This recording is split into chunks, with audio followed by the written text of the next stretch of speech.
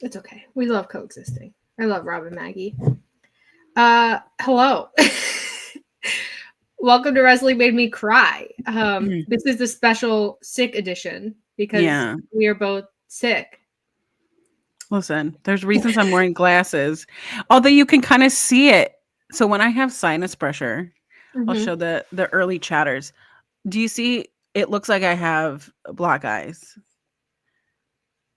I will send you all a wonderful photo of this because it's pretty gnarly. But I'm having some sinus pressure. So whichever germ kid came into my office or infected somebody in my office, I've just felt like absolute hell since Friday.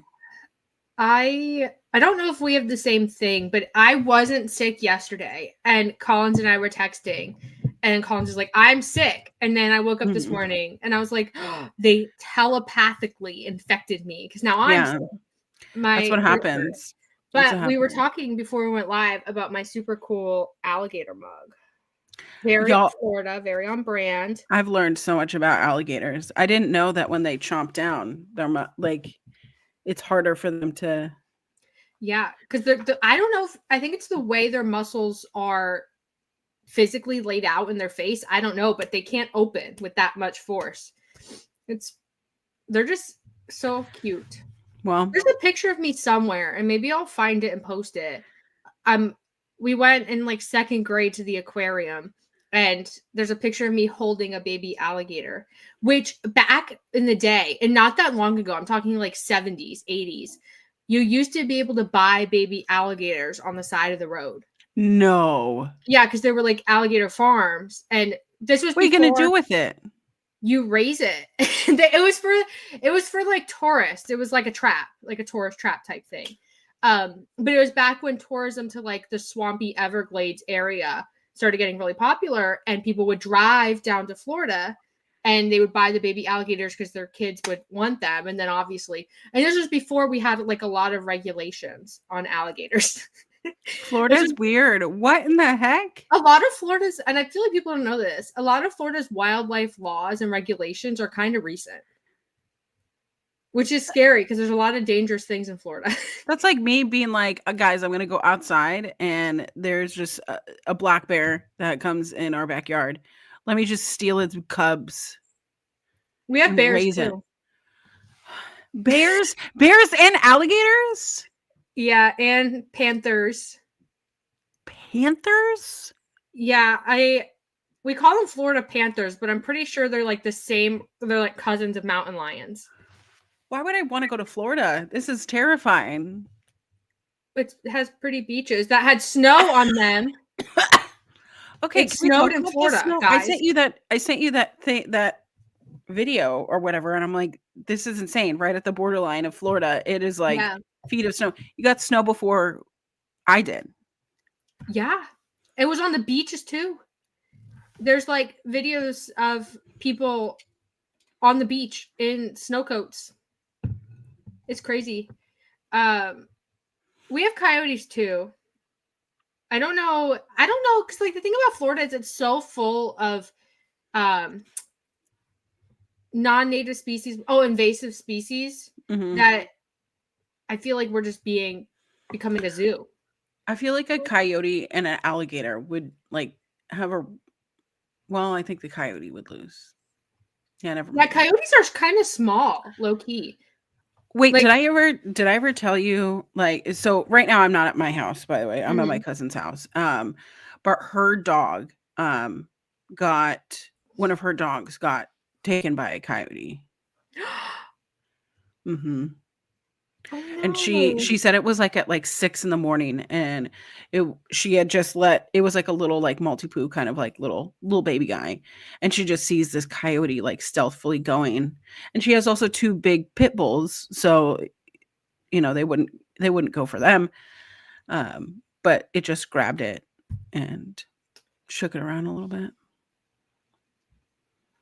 So sad. It is really sad. It is really sad because it happens all too often here. So that's why I try to I always play blasting music, and it's probably annoying to my neighbors. Not like Not not like like the the motorcycle guy. guy. The motorcycle guy, if you guys remember a couple weeks ago, I was just sitting there and you could hear this guy go by in his loud ass motorcycle, but he was playing that Bruno Mars and Lady Gaga song. I can't even think of the song name, but it was so loud that it was like vibrating my window. That's crazy. And my windows were closed and you could still hear it inside, like it was playing next to us. Which he's gone by like every day for the last, I don't know, 3-4 weeks, and he just is playing that song. He really likes it. Just really likes that song.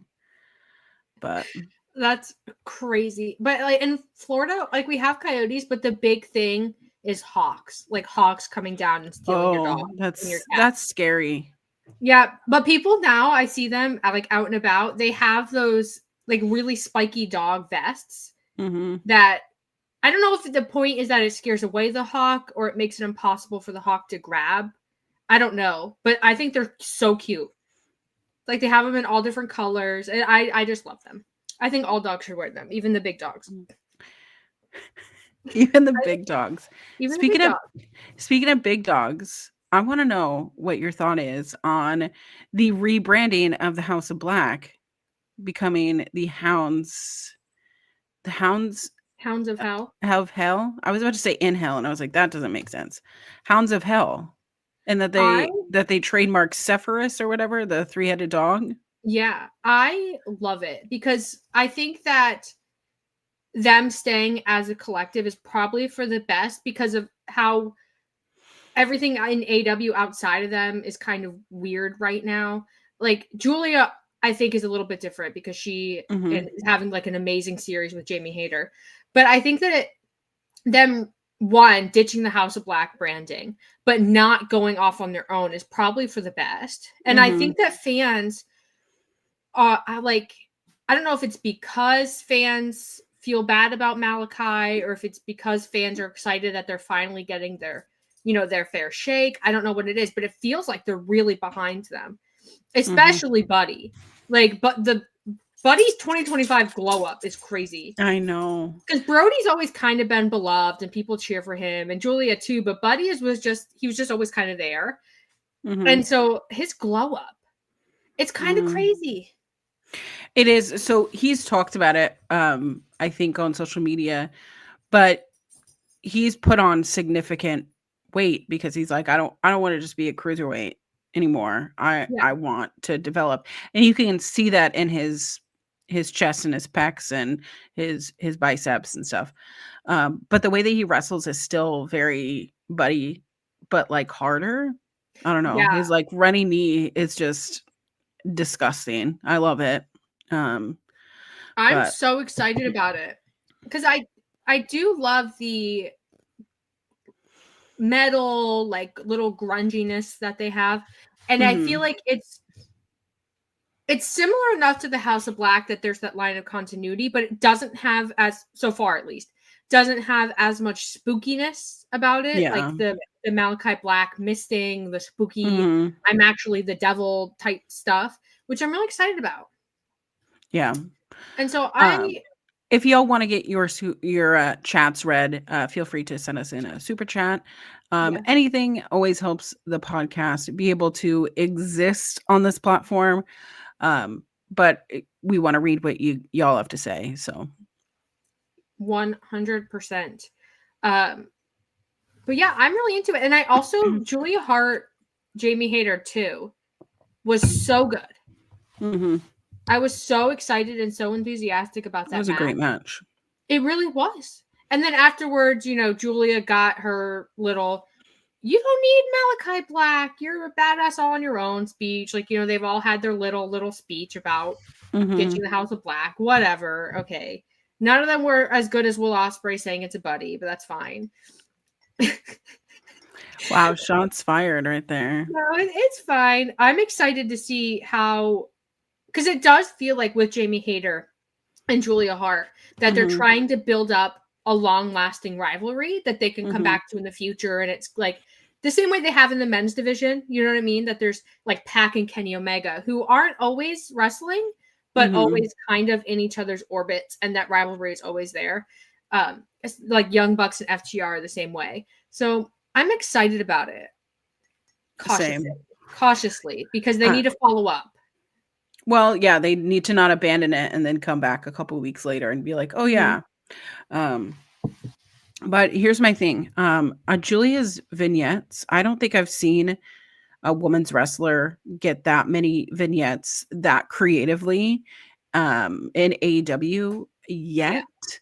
I know that we've seen a couple vignettes from people, but it's been like a series for Julia. I've really liked this development. I've liked this kind of new character. I love that she has like the bleeding heart now in her gear now. And there's nothing that I can say that it's like a formidable opponent. It's not like an enhancement talent. It's not like a Harley Cameron, which I am starting to really love her, but Jamie Hayter versus Julia is like, wow, we're evening the playing field here. But we'll see what happens. I just would like more than one women's segment and match on a show. Same. And I feel like we have the depth for it. But speaking of women's wrestling, Timeless Toni Storm. So I actually sobbed while watching this. I did tear up a little. It was the performance of a lifetime. It was so good. It was so good. So if you didn't watch Collision, mind you, go watch Collision. It was, I think, like the most perfect episode they've done in a long time. Episode of TV. But Mariah May's face, she looked so shocked. She, I guess in kayfabe, genuinely believed that Toni Storm was suffering from amnesia. I mean, she put it upon herself to beat her with her title, to slap her with the strap. This Toni Storm character, this Timeless Toni Storm pretending to be Toni Storm, and then actually, I'm still Timeless Toni Storm. Joke's on you. I tricked my way into the world title picture. Is so good. And if Toni Storm doesn't win some kind of end of year award at the end of this year for that performance, that promo of the specific one. Yeah, promo of the year, moment of the year, I don't know. There's so many different awards these days. But she needs to win something for that because it was so good. I mean, it's not a shocker that I was crying because obviously that's my gimmick by now. But it was the moment that like she got up and was like, "You thought I forgot," or whatever. And it's like everyone has stopped. And then she's having that moment, in the ring ropes and stuff. She's getting off. And then the way that she just like stripped off her top, I was like, what is happening here? Yeah. Stripped off her bottoms. And I'm like, oh, that's what we're doing here. Yeah. Okay. Just the lipstick smear. I love so her. Good. She is so talented. Not even just as a, in-ring wrestler, that kind of thing, but the performance side of wrestling. Like, I do think Toni Storm has saved AEW's women's division. Yeah. I mean, there hasn't been anything more, I don't know, dynamic, character assassinating of other people. You know what I mean? Like, it just feels like the Toni Storm that, the Rock and Toni Storm, like it's not like that character is dead, but that would have been a fine character to have your entire career, right? Yeah. And then to change to this different delusional timeless character, completely separate, that's like, and it's not just like that's your gimmick now, right? Yeah. Where I think a lot of wrestlers can be placeholder wise. But I won't name names, but I talk about them a lot on Ring of Honor. But it's the aspect of, we all knew that something was off when she was playing just the regular Toni Storm character, the rocker Toni Storm character. And knowing that how she was treated in WWE, where she got like pied in the face, like it was basically like, you know, Vince's idea of good wrestling. Yeah, good shit. But taking something like that and being like, I'm worth more. I'm gonna have this character. I'm gonna fight for this, and I'm gonna use vignettes during the show. Use RJ City, like develop this character. I think it's really given people like Julia Hart, given other characters like Willow, like Chris Statlander, the space to kind of evolve their characters. Yeah. And I'm super into it. I'm so into it. I think that despite the lack of time that the women's division gets, I think this is the best spot it's been in. Like, there's 2 champions that I think are solid champions. There's like a solid number of stars in the division and people who are developing into stars, like Megan Bayne, Queen Aminata, Yuka Sakazaki was back. Like, there's a very solid division, and I just need AEW to realize that, like, we would like to see this division and not just pulling them out when you need to figure out who's going to be the next title contender. Right. And knowing that, like, there are still veterans and, you know, more green people on the roster that are in, you know, an even playing field. It doesn't feel like, oh, well, you know, this one is clearly, you know, better than this one, or this one. You're going to get a good fight regardless. So, yeah. But I don't know, man. It's as exciting as I've ever been for wrestling. Truly. You know what made me really excited this week? Kenny Omega. Again. Okay. Shocking, I know. That man saying, "Oh, I'm afraid of heights," and I'm like, "Why did you climb up? Why is he always climbing things? Why are you always climbing?" I don't know, but I also just realized I didn't show my shirt. This is it was from the 200th episode of Dynamite. I don't know if you can see the 200. It's just like a picture of the roster, and it's kind of crazy because I think everybody on here is still here. I assume you didn't go last night, correct? No, I didn't. Jacksonville is so far. I know. It is. Like, not so far that I couldn't make it work, but I did pandemic shows.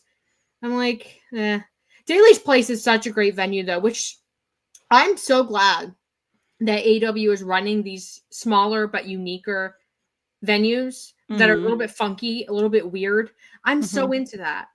Because it makes the show look a little bit different every week because, like, physically, the venues are different. And I just think it gives a different vibe and a unique little energy. You know, I've never been to, like, I don't know. We have a couple venues that are kind of like that, where they're like, this is where you would see a play or where you would see this. Like, it's a little bit smaller. It's not your arenas. And I think that was AEW's biggest misstep, especially in the wake of Punk leaving, is that your crowds, your casual crowds who are going to go to your arena shows, they're not there. Yeah. So it does look a little, I don't know, jarring to see an arena that costs so much money to run empty. And I never want to see that, because you know that the fans do want to go. Tickets are expensive as well, because they're in those arenas. Yeah. But I'd like to see more of those intimate or more intimate venues where the prices are not as jacked up as they were. Because it's expensive. The first Dynamite we ever went to a few years back. The first Dynamite that I ever went to was in Chicago, and I think our tickets were like $40 because I just wanted to sit like, I didn't want to sit close, but I wanted to sit close enough that I could see people in the ring in the 100 level, but kind of far back. But $40 for 2 people is a pretty good deal. There's also fees. The second time I went to Dynamite, this is before Collision, we sat floor, and I was like, okay, $110 per, that's fine. A year later, we go back to the same arena, and those same seats on the floor, $400. Yeah. What? I don't get it. Why? I really don't get it. And I think AEW has realized this. That period of time, they were running the same cities. Mm-hmm. And so obviously, if you're going to the same city 4 times in a year, people aren't going to go to every single show that you're running. And like, you burn out the markets. And I think they're kind of getting away from that, running some new cities, new towns, whatever. But the tickets have gotten so expensive. There's and like, if you're going to go reason. for like, if you're going to go for like date night, or you're going to take your kids or something like that, you have to be able to fork out a few $100s if we're being real, because you have the ticket, you have the Ticketmaster fees, you have parking, you have, if you're going to get food or a drink, which you probably should. And then if you want merch, that's even more expensive. $60-$70 for a freaking t-shirt. Yeah, and if you're bringing kids, they're going to need snacks. They're going to want to get merch. You're going to want to make it an experience for them. It's crazy. It is expensive. And I don't want to say it's just an AEW problem. I know that it is a WWE problem. It's a problem with everything. Yeah. I mean, heck, I wanted to go to Sabrina Carpenter when she was here, and a seat in the nosebleeds was $250. With taxes, it was like $300. And that's it's like, crazy. Not for that. And I don't know. I think that I want people to make money. I want venues to make money. I want companies, to make money and be rewarded for putting on good shows. But sometimes the shows that were coming out, I'm like, this isn't worth. Yeah. This isn't worth a $400 seat, Yeah. But I've been to a lot of AEW shows, and contrary to popular belief, I buy my tickets. I hate. Oh yeah. I'm not even going to get into it, but the idea that I go to these shows and I just get free tickets all the time is no. The people who get free tickets are the people who are going to the scrums, and I'm going to be real. I hate scrums, so I don't do it. I buy my tickets, and me and a bunch of my friends go. Mm-hmm. So like, I have an unbiased opinion, as much as people think I'm an AEW show, but I am excited because. So like, they announced a few dates, and there's no dates near me, but there are a few venues near me that I think are a little quirky and a little fun. And I'm hoping that they look into them, because where I live, there's a lot of like historic buildings that have been converted into, 2,000 to 5,000 seat venues, which is like where AEW is right now. And I think they would have a good time there. Run some like weird buildings, like get quirky with it. I think they are, but I don't know. I'm excited about it, and I'm excited about Kenny Omega and Will Ospreay, because this Dynamite angle was so good. Oh no! Am I frozen? Oh, did you freeze? Oh, you're back. I'm back. Yeah, you just got so excited about Kenny Omega and Will Ospreay. I know. My Wi-Fi. I have Spectrum issues. They're the only Wi-Fi in my area, so. Really? Yeah, they have a monopoly. But Kenny Omega and Will Ospreay, this Dynamite angle. So basically, if you didn't see it, I'll give you the rundown. Will Ospreay announces last week that he wants a face-to-face with Kenny Omega on Dynamite. So Tony Schiavone is there. He's standing and holding the microphone for Kenny Omega and Will Ospreay. They have their face-to-face. Kenny Omega basically says, I'm not going to be your friend because, we're enemies, and also, why would we? But then eventually the Don Callis family comes out, all of them. Yeah. And there's this big brawl, which is really, really good. It's probably on YouTube by now. You can go find it. But they're brawling. Kenny Omega and Will Ospreay have to team up to beat the Don Callis family. They both do this like super high moonsault. And then insane. Yeah. I'm that excited too. Look at that. They're victorious. They come out. Oh no. Does she not know? Kiley, come back. Well, we'll get to speaking about GCW, don't you worry. Because I have my thoughts. Oh no.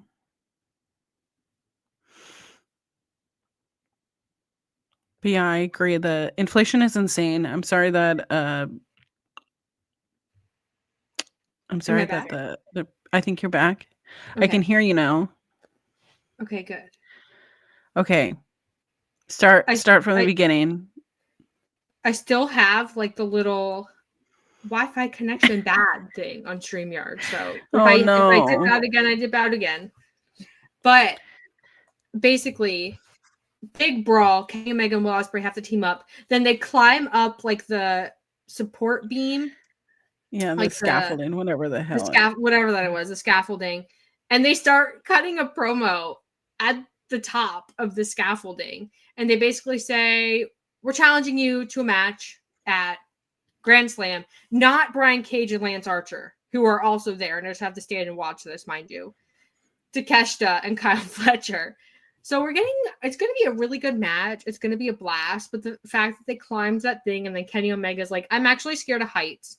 So let's get down. It was so funny to me. You could have just gone in the ring. You could have. You could have just done that. So here's the thing is,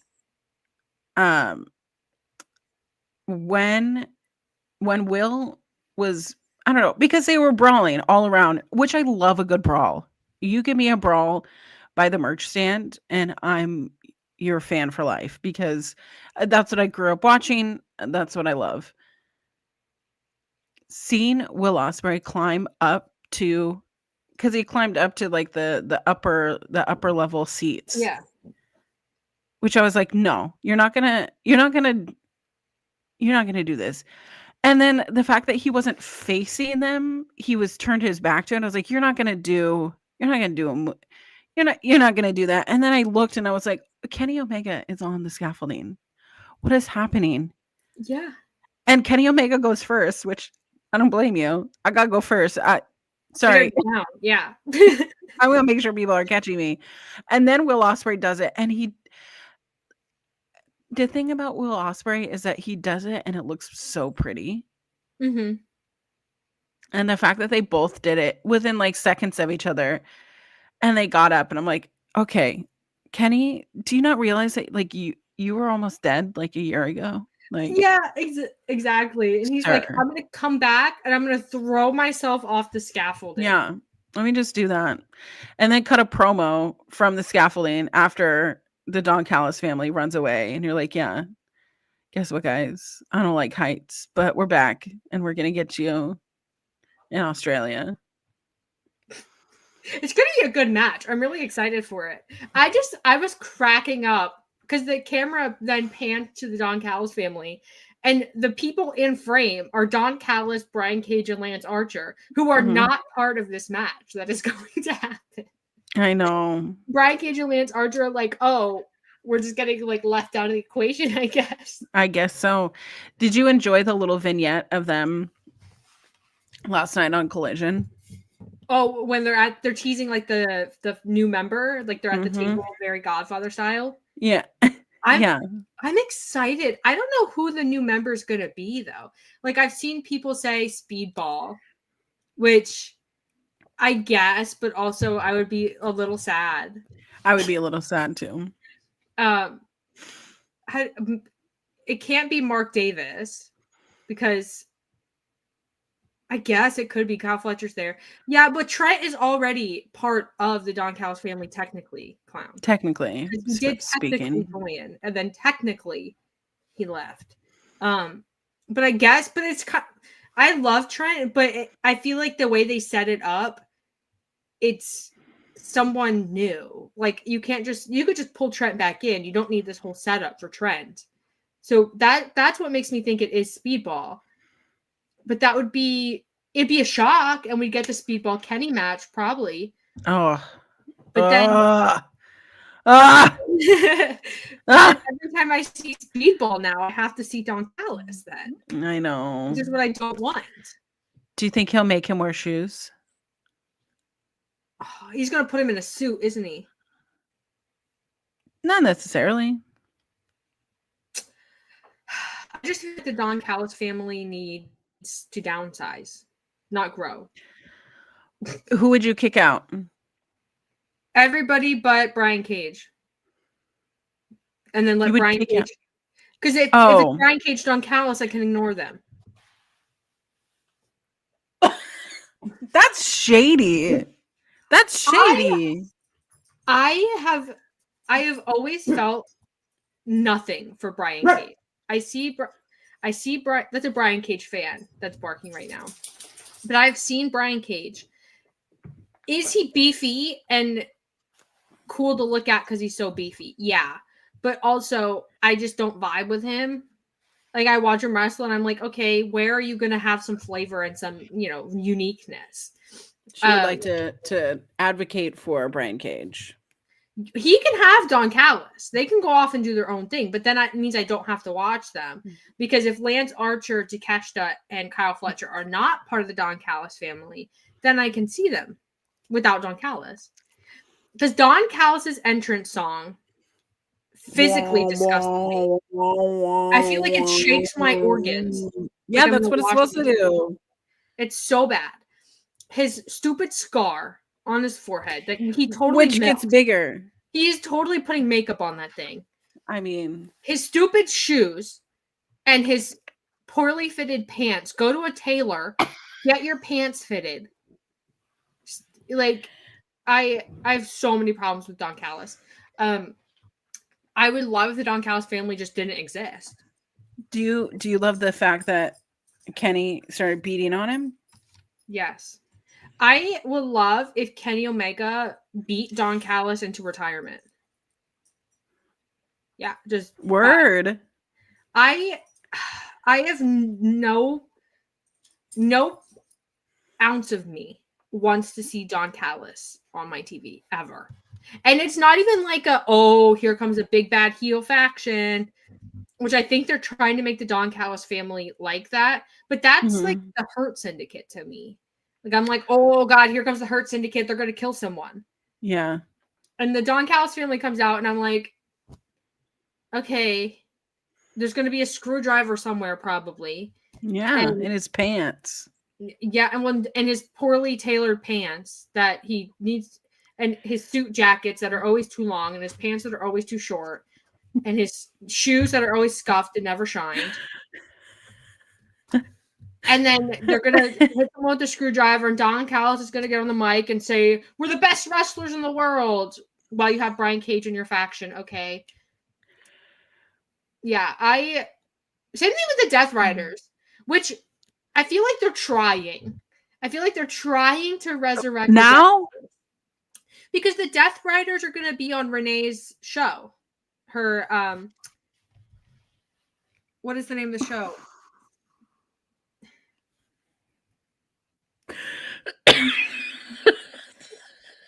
Are you?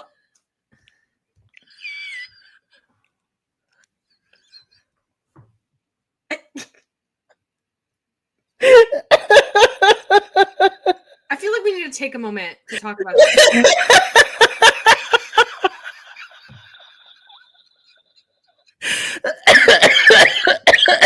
I Make Beats says we need a continental championship.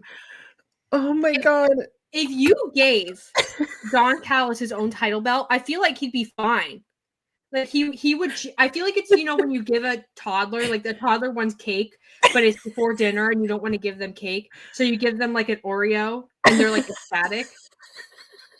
That's how it would be if you gave Don Callis his own title belt. He wouldn't even realize that he's not at the top.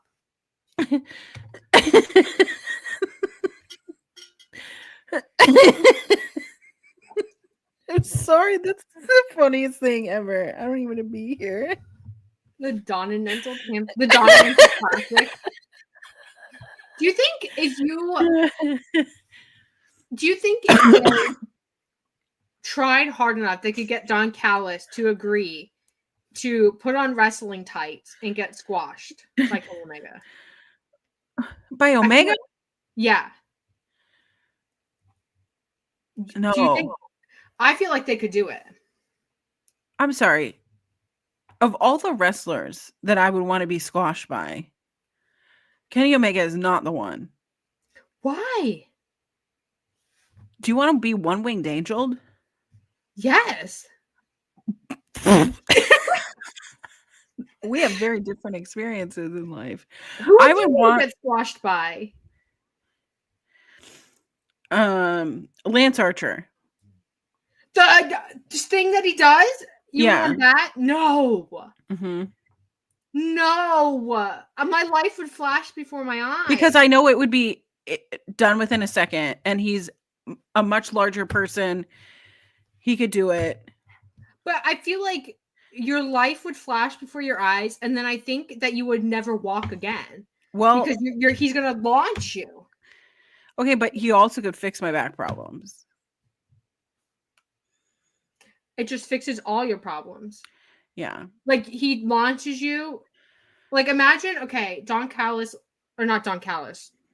Archer. Don Callis is launching no one. He's not part of this equation. He launches you, and then all of a sudden, like, all your worries go away. Your back is fixed. Yeah, because I'd be dead. I'd be gone. Goodbye. Goodbye, world. I genuinely do feel like there's a chance that you would die. Like, if he launched you, I feel like my spine would just, like, turn into dust. Yeah. I'm not taking that bump from Lance Archer because everybody does die. You guys are right. I feel like if I was going to get squashed by someone, I'd want to get squashed by someone that has, like, a quick little finish that I don't have to do much. Like a super kick or like the Superman punch or like something like that. One, I don't want to fall far. I don't want the Lance Archer thing. And also, I don't want someone who does like a 630 or something like that and lands on me. Oh, I don't want that at all. No Ricochet, no Commander, no thanks. I don't want Will Ospreay's hidden blade. I don't want that because I feel like that would really scare me. I don't want a Willow. I think Willow would be fun. Maybe like a big boot or something. I feel like that'd be okay. No RKOs. Or Orange Cassidy. I would get squashed by Orange Cassidy. I feel like that's the safest. Hangman. Do you want a buckshot lariat? And into a dead eye? That'd be fine. Like, I feel like I would survive the buckshot lariat. I mean, yeah, you'd survive, but what if he did a dead eye to you? I don't think I would survive that. No. I feel like my spine would turn to dust. But he's also been doing the angel wings, which is Christopher Daniels' finisher. I know, he stole it. He's collecting them. Which I don't think I would survive that either, because that looks terrifying. Yeah. I could not do it. Okay. Well, maybe like Samoa Joe. Maybe. Yeah. I think that he's safe enough that I wouldn't feel it. Yeah, I feel like it's a good bet. I would still pick the one-winged angel, but Samoa Joe is a close second. I mean, the way that he kind of like smoked Nick Wayne last night. Which do that to me. Yeah. Which I mean Wayne, that in like the least sexual way. Oh, like, I didn't take it sexual at all. Okay. Okay, good. Because I felt like you thought I was. No, I was thinking about poor Nick Wayne getting. He's just a boy. He's just a boy, which he is a boy. He's only like 20 now? He's around there, 20 maybe, somewhere around time there. Is not. I don't know what time is. I don't know what time is either. They said that Julia Hart was in like her early 20s. Like she's 22 or 23. I can't remember. I was like, oh my God. I remember when she was an 18-year-old little baby.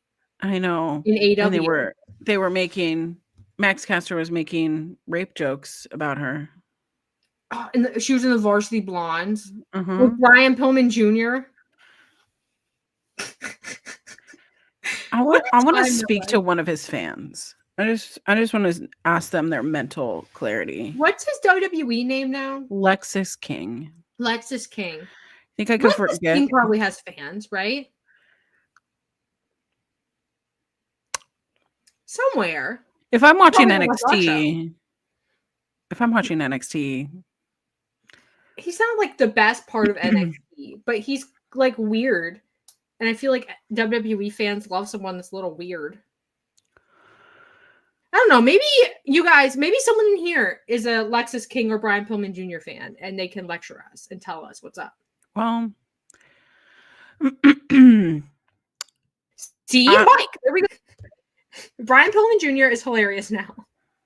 But would you buy his merch? Like, would you make a poster for him? I wouldn't, but also I watch NXT, and also I was never a Brian Pillman Jr. fan. I did like the Varsity Blondes as a unit because they had a banger of a song. That theme song was excellent. Yeah. Also, Griff Garrison and the Dark Order jokes were really funny.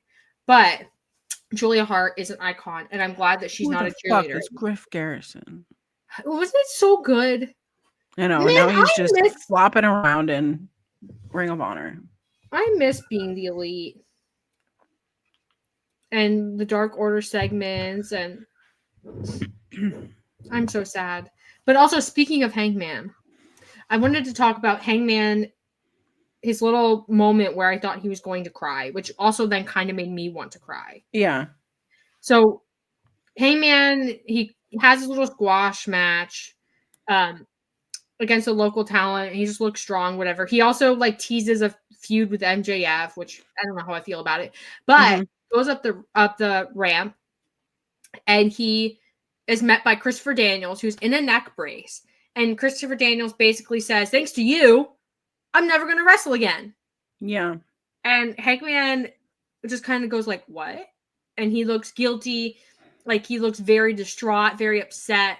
And I think that we are slowly getting the return of cowboy shit Hangman Page, which I am so here for. Yeah? Yeah, I think he's the best iteration of Hangman Page. Like, not that I've disliked Arsonist Hangman Page. I've loved Arsonist Hangman Page. But I think cowboy shit Hangman Page is just something that's a little special. Like, I think every now and again you get these baby faces that are just so special, and they relate to the crowd emotionally on a different level than everybody else. And I think he's one of those. And he hasn't lost it as Arsonist Hangman Page, because fans still want to see him everywhere all the time. Sure. And so I feel like he is just they're going to turn him babyface. He's going to be a good guy again. When his entrance music, his old entrance song hits for the first time, I think it's going to be one of like the biggest pop. I do like his new, like, where. It's very like Red Dead Redemption.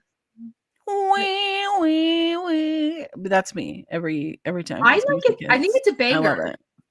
But his Ghost Town Triumph, his OG babyface song, is just so iconic. Like when those first beats hit and the horses are running across the screens. It's good. It's so good. You think that there's a way back to babyface for Hangman? Babyface him. I think so. I think they've already kind of like laid the seeds in, because before we're laying seeds now. Well, before the death match with Christopher Daniels, Hangman was saying, like, I don't want to be the guy I was last year. I'm consciously trying not to be that guy. But in the match with Daniels, he was that guy. And I think when Daniels came out in the neck brace and says, "I'm done, peace out, I'm retired," Hangman kind of, I think, realized that he was that guy. And I think with Kenny Omega back, and I don't know where the Young Bucks are. I'm going to be real. I don't know where they are. They're having fun. Yeah, they're having fun. I know they were in Japan for a long time because they went to Disney and stuff with their kids. But I think that we're on the road back. I don't know. I don't know what you do with him after that, because the Jon Moxley thing, they seem pretty set in their ways about how that is going to go. That is going to be Darby Allin. Like, they haven't deviated. But now Jeff Jarrett is a title challenger. Okay, but then what the hell are we doing with Christian Cage? I don't know. Because I thought that FTR and Copeland were going to have a trios match with the Death Riders, like the trios champions. Mm-hmm. And then they were going to lose, and FTR were going to turn on Copeland, which would reunite Copeland and Cage. And we would have that feud, like that tag feud. I don't know if they're still doing that, if they were ever going to do that at all. Because now Mox has Copeland and Jeff Jarrett knocking at his door. Jeff Jarrett has to beat Claudio to get there, which I don't think they're going to do, because the notion that Jeff Jarrett in 2025 could beat Claudio is kind of silly. And I imagine they're just going to use Jeff Jarrett's loss to like further the MJF feud. But I don't know. And also Christian had the contract. So at any point in time, he could be world champion too. And none of these, they're all old. What do you mean? Christian, Adam Copeland, and Jeff Jarrett. They're all old. I'd rather see Yuta, who's emo now. Okay, his hair was... I was laughing so hard because on Wednesday, I finally got... So my favorite band, Emery, and Hawthorne Heights did a collab. So I bought this pre-order from months ago that arrived on Wednesday. And so I'm like, I'm like in this like emo, like listening to Emery because I saw them last week. And then I was putting on the record and I was like, oh, this is so fun. So fun. And then I looked at Yuta and I'm like, Yuta looks like how I looked like. Taking back Yuta. Take it back. Take it back.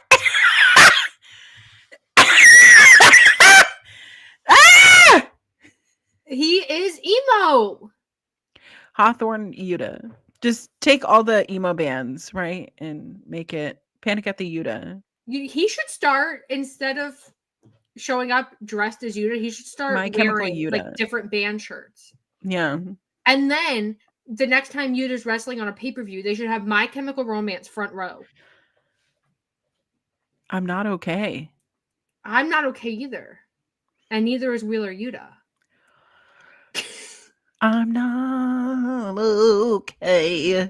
They should get My Chemical Romance to let them use a song as Yuta's entrance music. If they couldn't get Blink to do Billy's entrance theme.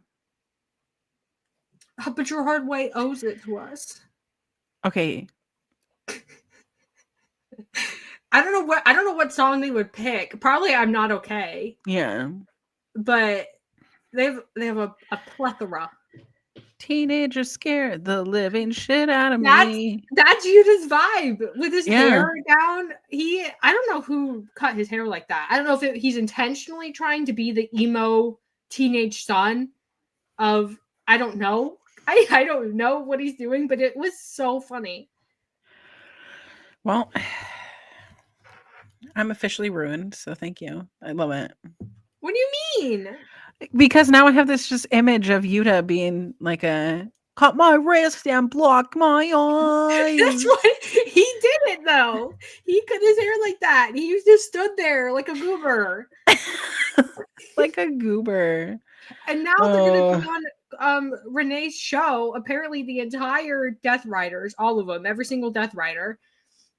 I don't know what they're gonna say, but I don't know. I don't know anything about the Death Riders anymore, apart from Claudio.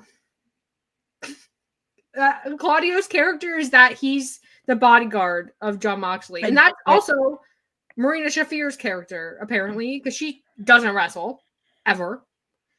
And then Pac is just there. He's like the cousin that like went off to college and comes back occasionally. And then the emo son Wheeler Yuta.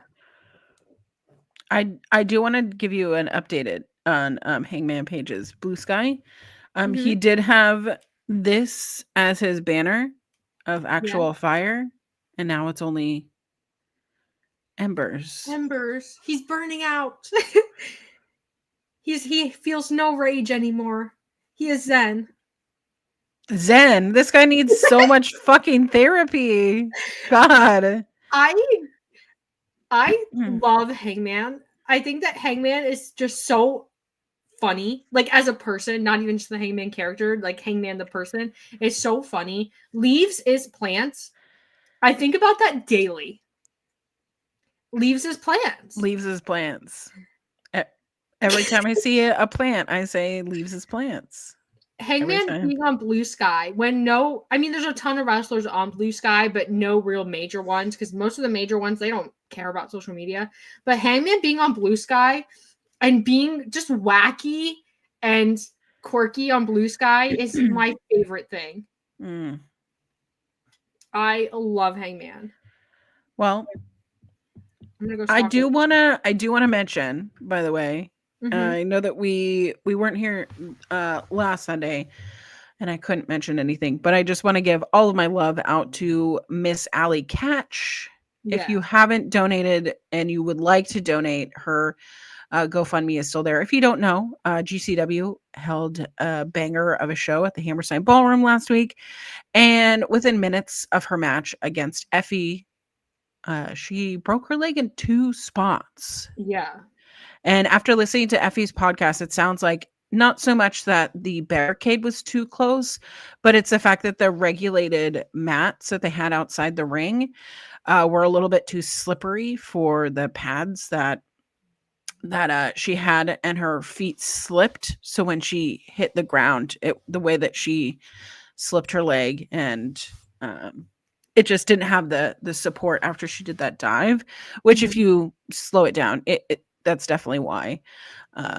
But all my love out to Miss Allie Catch. I did cry though watching GCW. I wasn't really a fan of like the earlier matches, and up to Effie and Allie.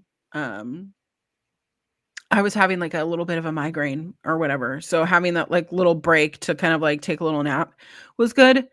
The Matt Cardona match where he was going through like multiple people and it was funny. And then Jamie Lloyd turns on him. That's great. I love that. But in the end, our main event of Mance Warner versus Effie, and now Effie is your GCW champion. That's my guy. That's my guy. So I cried watching my favorite guy just win a major indie title. So, and I do feel like Effie is the face of GCW, like champ or not. I feel like if you think of GCW, people think of Effie. Matt Cardona, Effie, yeah. I feel like Effie's just the leader of independent wrestling right now. I feel like Effie's the one who's like constantly talking about the unfairness that some wrestling promotions have in their contracts, like the purpose of people being freelance or uncontracted, the workers' rights and that kind of stuff, which I always really appreciate, because I feel like we need more wrestlers. We need more wrestlers like that. Yeah, who talk about how, and also how people get ripped off on the indies, especially younger talent who feel like they can't advocate for themselves because they are just trying to make a career. So I really appreciate Effie for that. So I'm glad. I didn't watch the show live, but then I was on Blue Sky and I saw people talking about PCO. I was like, oh, PCO did a thing. And then which I don't know what's going on with TNA wrestling. I'm going to be real. It feels like they are circling the drain, but PCO destroying his TNA TV title, TNA digital media. Wow. They had a wild week, and you know what? At Genesis, hearing people chant "She's a racist" to Tessa Blanchard was just.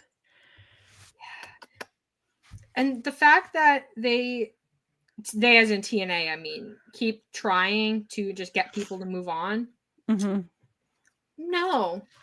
And if you all want an update of if the PCO angle was a shoot or not, there is a Fightful Select article about that this week. So you can go ahead and check that out for $5. Yeah, go check that out. Because PCO, man. But TNA, this is entirely me speculating, so don't take this as fact, anybody. The TNA WWE working relationship somewhat signals to me that TNA is in a bad spot. And you think they're going to get bought? Oh, yeah. Oh, yeah. I think that there are 3 people in this world who would buy TNA, and I think Triple H is one of them. And I won't say who the other 2 are, but I think we can infer. Yeah. I think one of them would buy TNA, but probably won't. And then one of them probably shouldn't buy TNA. But here's the thing about TNA is that we done known what TNA has been doing. Like, we've heard people on podcasts, we've heard rumblings, we've heard that there is something going on up at the top that people either are for or against, right?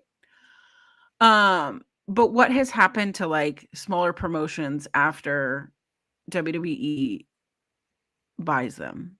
What happened with Evolve? Yeah. Right? What's happened to the UK wrestling scene after trying to monopolize all of that? It's not good. And I think WWE would want the library because they have a lot of former TNA stars. But I think ultimately for WWE as a business decision, it comes down to limiting the number of people that can work with AEW. The AEW New Japan CMLL Stardom universe that's developed. Because WWE has the relationship with TNA. They've sent people to Pro Wrestling Noah.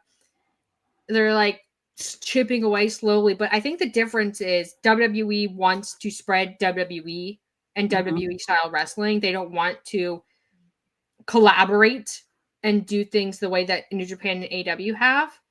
So I genuinely don't know. If WWE doesn't buy TNA, I don't know what that relationship looks like, apart from TNA being the NXT of NXT. I mean, the whole reason why TNA existed, right? If you go back to the origins of it,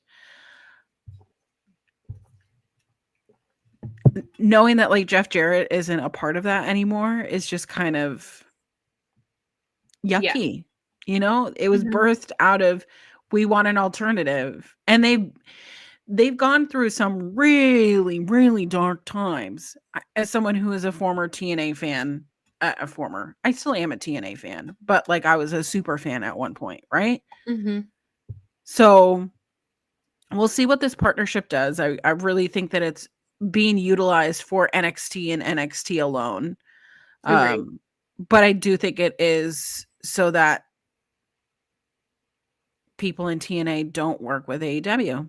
I think so too. I think ultimately it comes down to that because I do think that Triple H as a wrestler, not even just as like Vince McMahon Jr., as a wrestler, I think he sees the value in working with other promotions, like sending people to Pro Wrestling Noah to have a fun run and then bring them back, that kind of thing. Yeah, like they're doing with Omos. Yeah, with Omos. But I don't think genuinely that he has a vested interest in bettering the industry. Because if you better the industry outside of WWE, then WWE loses its hold on the wrestling audience. Like, obviously, WWE is always going to have the brand recognition, the name value that keeps it going, that kind of thing. But I don't know. TNA, I said earlier, they're circling the drain. I feel like they are circling the drain. And the Tessa Blanchard stuff does not help. I won't speak too much on that because I fear the person I will become if I give into that rage. Well, it's been fuck Tessa Blanchard Yeah. since forever. So Yeah. And no amount of good wrestling is going to make up for that. I'm sorry. Shout out to Jordan Grace for wrestling a match with no opponent, though. I did not see.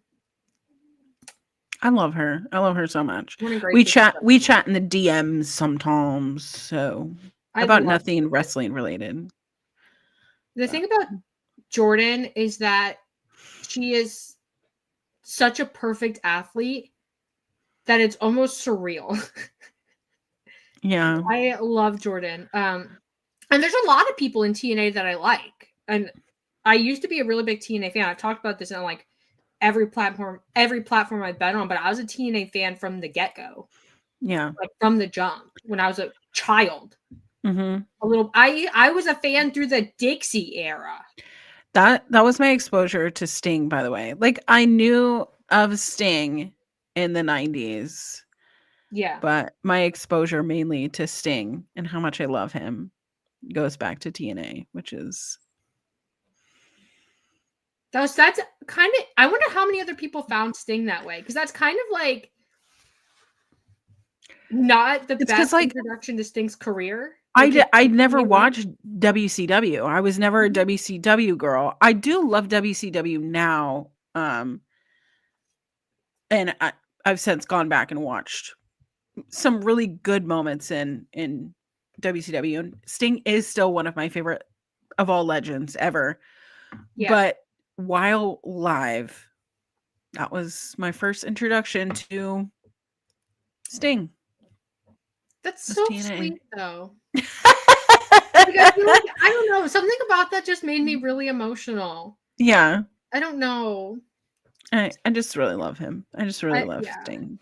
I remember when Christian Cage came to TNA, my world was shaken to its core. Because in the Brood and like Edge and Christian, I was always a big Christian fan. I liked Edge, but I was always a big Christian fan. Oh, and then when Kurt Angle came in. Did you see his tweet I think yesterday where he was like, "Hey guys, I know that I know that Perk Angle is trending or whatever, but I was a man with an addiction. And addiction ruins lives." And it's like, yeah, we can make jokes about it, but like it really is like a man that was deep in addiction, and he's talked at length if you want to see his documentary about how like every 4 or 5 days he was flying out to places where he could get his medication, his drugs. It's a lot of wrestlers from that period, like it was rough. Like, and people talk, and The Undertaker talks about how soft wrestling is now and how soft the locker room is. I don't care. I know. I don't care. I'd rather they all be soft and play video games and collect squishmallows than destroy their bodies for pennies. I mean, that's what we were seeing with Kurt Angle. That's what we were seeing live in front of us with Jeff Hardy. That was so hard to watch. Watching Jeff Hardy deep in his addiction. And I know that a lot of people like to dunk on him with that match against Sting for the title, which it was like the things that will never happen again, like we can never take away those moments because that's kind of how you're kind of remembered as. So that's also a really good documentary. Unfortunately, I don't know if it's available on Peacock, but the Jeff Hardy 24 doc about his life. So I love wrestling, but I love wrestlers doing it. I don't know, like doing it in a way that is beneficial for them, but as healthy as you possibly can. You know what I mean? Yeah. And like, obviously there's going to be physical wear and tear on your body because it's just a physical sport.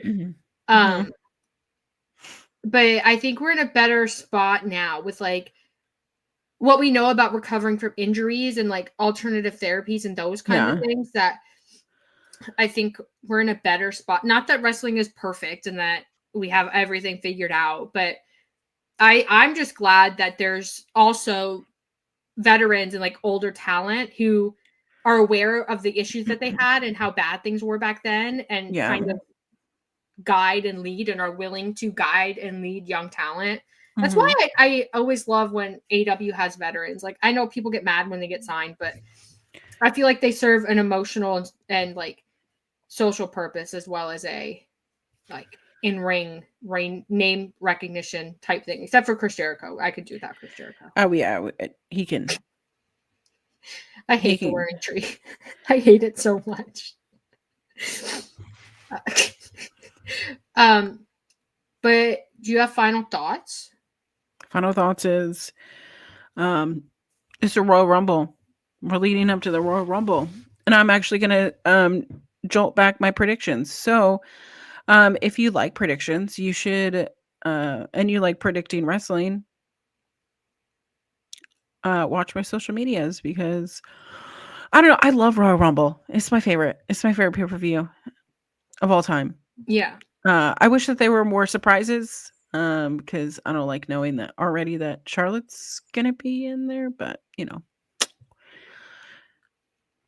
would have been nice if Charlotte would have been a surprise and then she wins it all. Yeah. I do love Charlotte. But, yeah. My final thoughts are I have two. One is leaves his plans. And then my second final thought is that I think everybody should watch Collision, but also I'm also excited for the Royal Rumble in the sense that I'm curious to see, because it's Triple H's like first actual Royal Rumble where it's just his vibes. So I'm curious about that. And I'm curious to see if Ric Flair is in it. Ew, gross. Yeah. But yeah, those are my final thoughts. I think wrestling is in a really good spot. As like, there was some, doom and gloom on this show. We talked about TNA. We talked about some other stuff. But I think wrestling is in a good spot. And I think it's because fans are in a good spot. I think that people getting off Twitter and Reddit has kind of helped in a way. So yeah, those are my final thoughts. And then my do you want to plug your social media? Then I'll plug mine to then. Sure. Well, if you want to follow me on any social media, follow me _queer_auntie on all other social media platforms. I have a show literally every day of the week on every different platform except Tuesdays and Wednesdays. I don't know how I'm doing it. I'm just doing it. I do a podcast about Ring of Honor. I do a women's classic wrestling podcast. We are going through the Mae Young Classic. Hopefully I'll be on the podcast tomorrow, depending on how well I'm doing. And then Fridays on my own channel, which I also have a YouTube channel of the same name, where it is happy hour. I don't think I'm going to do one this Friday because I'm a little bit tired already, knowing that I am hosting a Royal Rumble party. So if you want to follow me on social media, see where I'm doing the things, I would love to have you. Let's have a drink. You can follow me on Blue Sky and Twitter at Kiley Wrestling. I'm more active on Blue Sky, we'll say that, but you can follow me on both. This is Wrestling Made Me Cry. It's a show where me and Collins come in and we talk about the wrestling that made us cry. This week was a little bit of a short episode because, like we said, we're both kind of sick. So we can't sit and yap as much as we would like to. But we're live every Sunday at noon Eastern time on Fightful Overbooked. And then, well, this is Fightful Overbooked. It's a channel where there's like a bunch of mishmash. No, mishmash makes it sound bad. It's an eclectic group of shows where we talk about wrestling, we talk about a bunch of other stuff. There's a lot of people who do shows on this channel, so make sure you go check out all of those and find some other things that you like, including us. Don't stop watching us. Just watch them too. Yeah, don't ditch us. Yeah. Just watch more. You guys get it. But I think I plugged all the things. Yeah. So make sure you follow us, follow Fightful Overbooked, follow all the things so you can keep up. And you can be a hater with me because I'm embracing it 2025. Listen. Are you a hater too? I don't know. I'm kind of turning into it. You're changing me. No. It's okay. It's fun to hate. It's fun to be a bad guy. Come on. It is. It's I love it. It's okay. But because it means that when I'm a good guy, that I'm even more of a good guy. You know what I mean? But anyway, all that being said, thank you guys so much for joining us for our little. It was a little bit of a swirly whirly show, but I had a good time. Yeah. Thank you guys so much. Swirly whirly shows. But yeah, we'll see you guys next week. Bye.